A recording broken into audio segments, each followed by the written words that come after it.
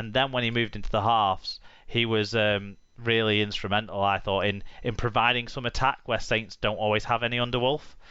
Yeah, I completely agreed with Evolds as a selection. One kind of left field selection, and for a player that I thought performed above my expectation of him, was Ignatius Parsi. I thought he was very good when he came on. He was at the centre of a lot of the offloads and dangerous runs. So for me, he had a very good game. He's never going to get picked as best man of the match. I know that, but for me, he performed very well. I think he did get some votes. I was a little bit surprised at how much love Coote got. I think he was obviously better than he was at Wembley 2 years ago, but I don't think he was. But 2 years ago he was shit. So yeah. Being not shit doesn't a Lance Todd Trophy winner make. No, exactly. But I wouldn't have been angry at Roby getting it either. I would say. No, well, you know what you're getting from Roby. The reason I choose Parsi particularly is because it's not necessarily what you would have expected. You expect James Roby to do James Roby things, don't you? Yeah. So yeah, when he plays very well, it's like yeah. We haven't seen him do a full 80 as much this year, have we? But in those conditions, the oldest player on the pitch, you got to credit him. Absolutely, yeah. And the last fan view we have is from Always in Our Shadow, and he said, Moore plus Kendall is a recipe for confusion. As seen with the Roby try, for me, a clear knock-on, never mind all the fanning about, from where did Grace jump from? That's where I'm with Always in Our Shadow on that. I thought it was a knock-on. A lot of people, including Darryl Powell, disagree. Fair enough. To say nothing of the I can't see if he's grounded it, can you? No, we'll give it a try anyway. If you can't see, don't bloody guess. No try. Yeah, I mean, I have to say I thought Liam Moore was okay, but I mean, in terms of most of the decisions, I do hold Chris Kendall more responsible for some of the muck-ups, I would say. Yeah, I think so. That's certainly that Percival, Grace, Roby try situation. You point it more at the video ref. There was obviously penalties that could have been given, but whichever way it would have gone, you'd dissect it and say other things could have been given by the other team as well. That's always the case. And I prefer a referee who's not going to give needless penalties. I think, like, he had to give the one on Cass when they were 4 metres offside. I think it was Millington was the main culprit because he was stood right in front of him, and in fact he was closer to the ruck than he was to the referee. And it was on the goal line as well. It's not like it was a random. You don't get 10 away metres with those, in the middle of the pitch. It was no. So I don't think he had any other choice in that one. But yeah, you talked about the high shot at the sort of last 3 or 4 minutes of the first half. That I agree. I was surprised that he didn't go back then to it, even though the play on had been quite a while. I think he made a poor judgment in that an advantage had been gained by them playing on for so long, I think, when he could have just pulled it up when he realised no advantage was going to come of it. But it's difficult to say. If they'd have taken advantage of the opportunity that and put in a good kick, then it would have been different. Yeah, but we did get a couple of other fan views after the rundown was put together. So Dr. Hideous said, monster opening defensive sets from both teams set the scene for the rest of the game. It was so close and exciting until the last 10 minutes that I never went for my mid-half beer. Wow, that's praise indeed. I must admit, first half I didn't get up at all. I didn't, I had an empty glass for most of the first half, and I didn't get up because I didn't want to miss any of it. Yeah. Second half, there was a couple more opportunities because Grace took all the time he needed for those penalties. Yeah. Yes. Paul Mac _78 said, great cup final. Some of the ball movement was sensational. Shame it was remembered for what I feel was the wrong call on the Roby try. Evolds was a good choice for Lance Trott. Looked dangerous every time he touched the ball. That's a very nice summary to end on, I think. Yeah, I don't think we need to go into that game anymore other than to say it did feel like a really good final and a great one to have fans back for, and the fans behaved very well as well from everything that has been seen and heard. I'm sure there'll have been isolated drunkenness, but honestly, the worst thing that I saw was stewards confiscating a empty pint glass tower. That's literally it. And to be fair, it was like 50 glasses or plastic glasses high, so it was becoming a bit of a almost tippling test hazard. match levels. Yeah, kind of. It was, but yeah, that was literally the worst. That was as bad as it got. I thought you were going to say it was Fitsis wearing a cast shirt. Ooh, wonder if she's been disowned yet. Don't know.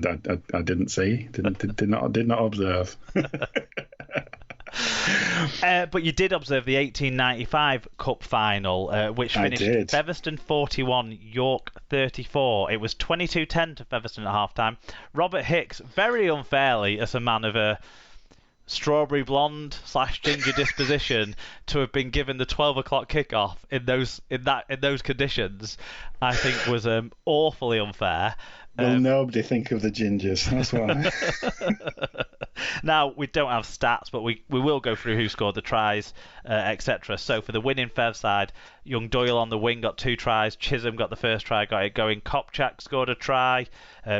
Brown, maybe the pick of the tries. Harrison and Hall also got tries for Featherstone. Hall with 6 goals and Chisholm with 1 drop goal. For the losing York side, Jones Bishop, Stock, Brining, Bass, Lewis and Whiteley scored the tries, with Kieran Dixon kicking 5 goals. Now, the Jason Bass try will have had Tim G massively conflicted, with former Coventry Midlands Rugby League star Bass scoring the try, but his second true love, Craig Hall, dropping the ball that led to that score.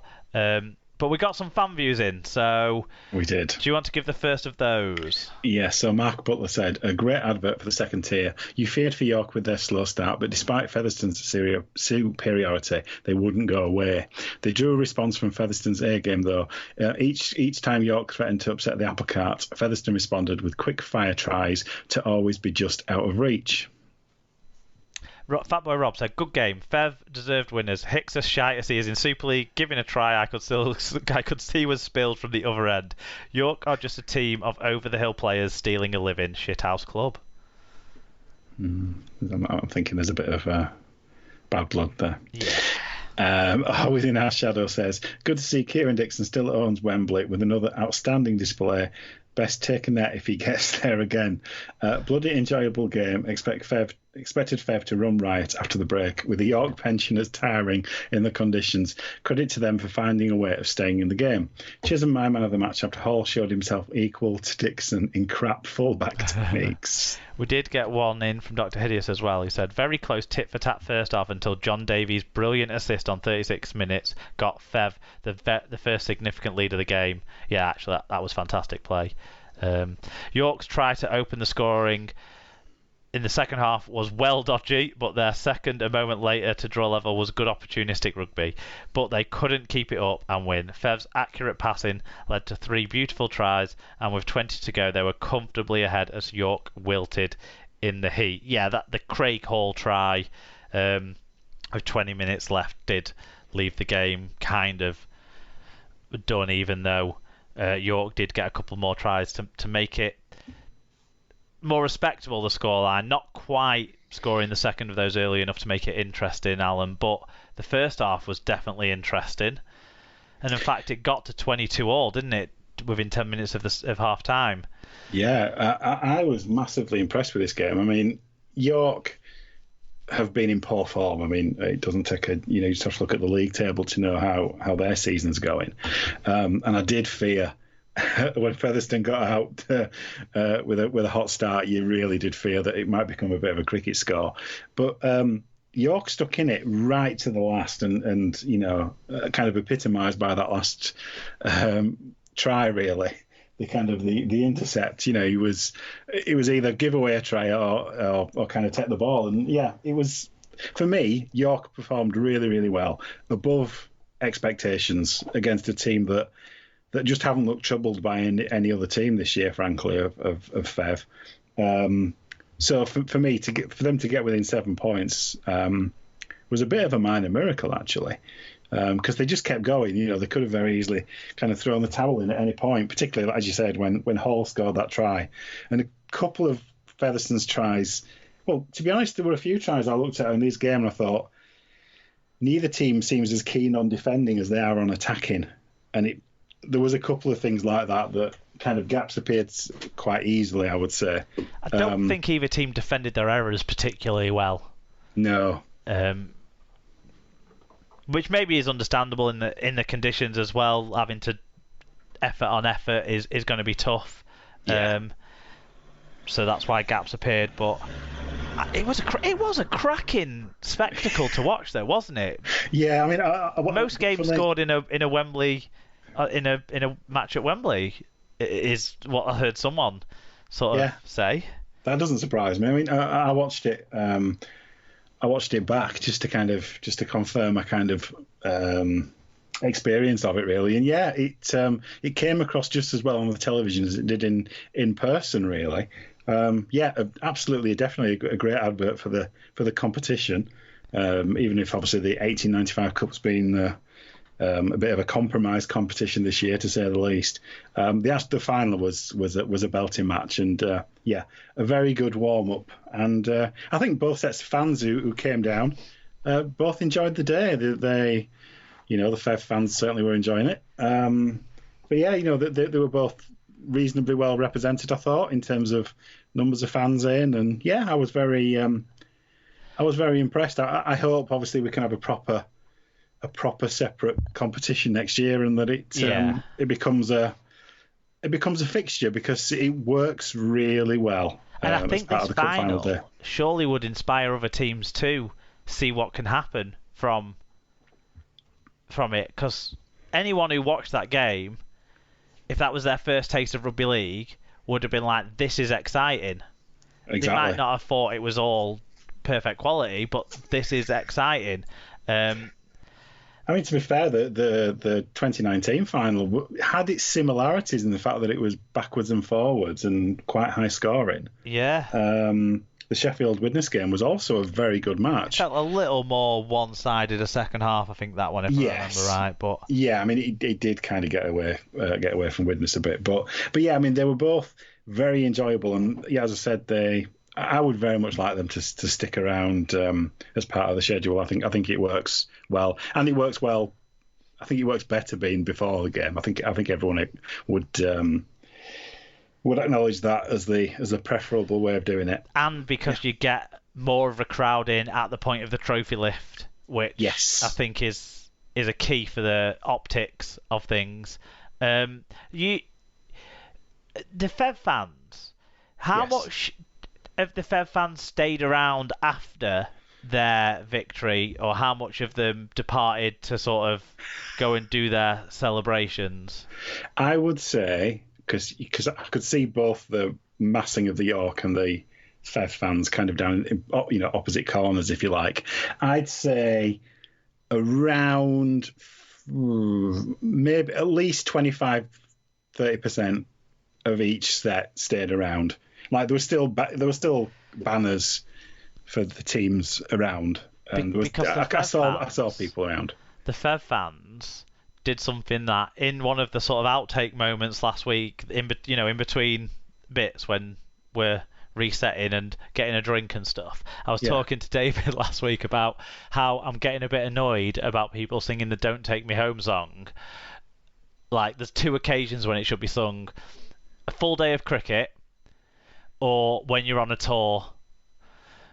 Because otherwise, like, I don't get why a bunch of fans will sing "Don't Take Me Home" when they're at a match that lasts 90 minutes that's like an hour away from the home, like was happening at all the football games. That was winding me up. And then Fev fans were singing "Don't Take Me Home," and then they all left. To be fair, some of them stuck around. Some fucking pissed up fans at the Wigan Huddersfield game started singing "Don't Take Me Home," and then within 5 minutes we're singing "I Want to Go Home, Yorkshire's a shithole, I want to go home."